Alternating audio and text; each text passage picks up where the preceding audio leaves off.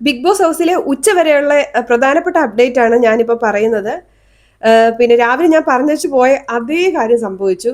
ഒരാളെ തന്നെ കോർണർ ചെയ്ത് ടാർഗറ്റ് ചെയ്താൽ അയാൾ ഒന്നെങ്കിൽ വിന്നർ ആകും അല്ലെങ്കിൽ കണ്ടന്റ് മേക്കർ ആകുമെന്ന് ഇത്രയും കാലം ബിഗ് ബോസ് കണ്ട എനിക്കും നിങ്ങൾക്കും അറിയാം, എന്നിട്ട് ആ വീട്ടിലുള്ളവർക്ക് അറിയത്തില്ല. എല്ലാ ഭാഷയിലും ബിഗ് ബോസ് കണ്ട് എല്ലാം തികഞ്ഞു വന്നവരാണേ. ക്യാപ്റ്റൻസി ടാസ്ക് കൊടുത്തു. എല്ലാവരോടും പറഞ്ഞു, നിങ്ങൾ ക്യാപ്റ്റൻ ആക്കാൻ ആഗ്രഹമില്ലാത്ത ആളെ നിങ്ങൾ സെലക്ട് ചെയ്ത് ഇന്ന പോലെ ചെയ്യാന്ന് പറഞ്ഞു. ഒരാൾ സാരികയെ സെലക്ട് ചെയ്തു, അത് അനീഷാണ്. എല്ലാവരും കൂടെ പിന്നെ അനീഷിനെ അങ്ങ് പിന്നെ ചൂസ് ചെയ്തു. അപ്പം ഏറ്റവും കൂടുതൽ ആൾക്കാർ ആരെയാണ് ചൂസ് ചെയ്ത ആ വ്യക്തിയാണ് ക്യാപ്റ്റൻ ആകുന്നതെന്ന് ബിഗ് ബോസ് നേരെ ഗെയിം അങ്ങ് തിരിച്ചു. ഇപ്പൊ ആര് ക്യാപ്റ്റനായി? അനീഷായി. ഇനിയും ഇങ്ങനെ ഇവർ ഈ അനീഷിന്റെ പുറകെ തന്നെ നടന്നു കഴിഞ്ഞാൽ പുള്ളി ഫുള്ള് കണ്ടന്റ് കൊണ്ടുപോകും എന്നുള്ള കാര്യം ഉറപ്പാണ്. ഞാൻ ഓർത്തു എല്ലാവരും രേണു സുധിയെ ടാർഗറ്റ് ചെയ്ത് രേണുവിന്റെ പുറകെ പോയി രേണു ഹിറ്റ് ആവും, രേണു കണ്ടന്റ് മേക്കർ ആവും എന്ന് ഓർത്തു. സാരികയുടെ പുറകെ പോകുമെന്ന് വിചാരിച്ചു. പക്ഷെ സാരിക ഇങ്ങനത്തെ എനിക്ക് വലിയ വെറുപ്പീരുള്ളതായിട്ട് എനിക്ക് തോന്നിയില്ല കേട്ടോ. സാരിക അത്യാവശ്യം ബോൾഡായിട്ട് കാര്യങ്ങൾ പറയുന്നേ ഉള്ളൂ, വെറുപ്പീര് പരിപാടിയേ ഇല്ല.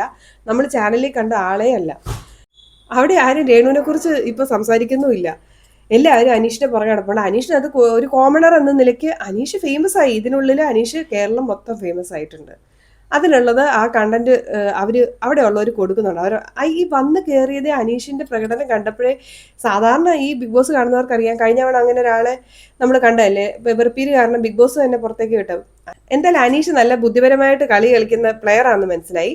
ഇനിയും ഈ മനുഷ്യന്റെ പുറകെ നടന്നാൽ ലാസ്റ്റ് വിന്നറാക്കി കൊടുക്കുന്ന ലക്ഷണം കാണുന്നുണ്ട്.